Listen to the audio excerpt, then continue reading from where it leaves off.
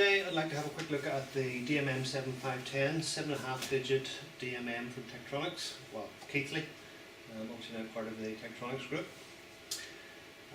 It's 7.5 digit, so you've serious precision and a very low noise floor on this instrument.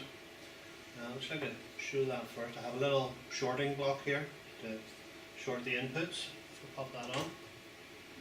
Okay, you can see right away we're down to this is on the 100 millivolt range, so up here we're measuring millivolts.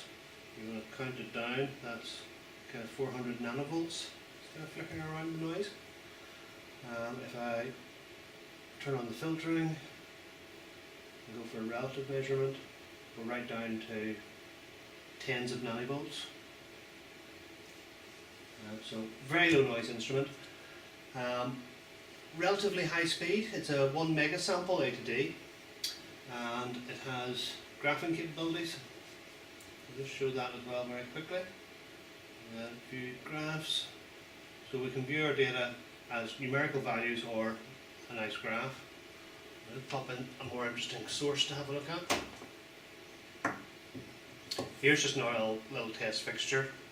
Allows us to use an audio input into the instrument. Put that in. And I have a saved setup just to keep it quick. Okay, so that's now showing audio signal source coming just off the phone, jack output, and what am I looking at? That's 2.7 kilohertz at the moment.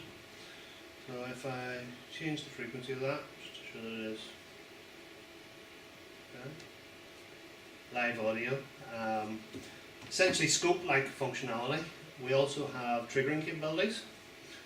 So if I bring the volume down on this, just a little pretend signal generator, amplitude, okay. So at the moment it's essentially in free run in kind of scope terminology, but if we set it to triggered mode, source event, waveform, and we've got analog edge, pulse or window, so we can do pulse width and timing. We'll just do a simple edge trigger. Set it for 5, sure. Okay. Get back to a graph. Oh, generous. It's already triggered. As my trigger level is actually in the waveform, so I'll move that trigger level up a little. Oops, hold it. Okay, so I've moved the trigger level up just above the waveform. Make it run again, and okay, so we can see our signal just free running below there and not quite triggering. And if I bring the amplitude up, that should hit the threshold and trigger. Obviously it's not because I let it run for a while there, so it's got, well, rather the display is going to release that data is actually there. We zoom in. There we go.